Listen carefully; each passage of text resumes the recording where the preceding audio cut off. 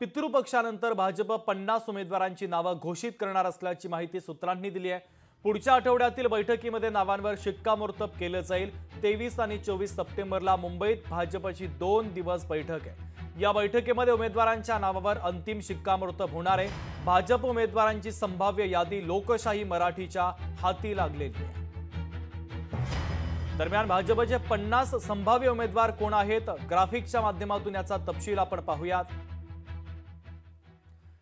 नागपूर नैऋत्यमधून देवेंद्र फडणवीस, बल्लारपूरमधून सुधीर मुनगंटीवार, काटोलमधून चंद्रशेखर बावनकुळे, डोंबिवलीमधून रवींद्र चव्हाण, नगरमधून राधाकृष्ण विखे पाटील,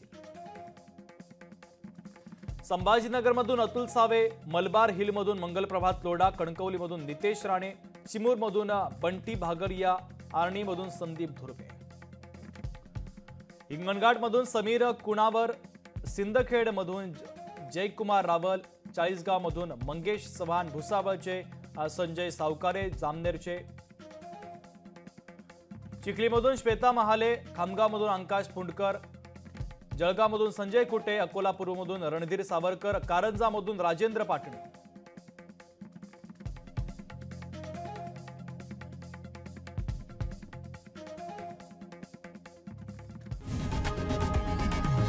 लोकशाही मराठी ऐका, पहा, जागरूक रहा।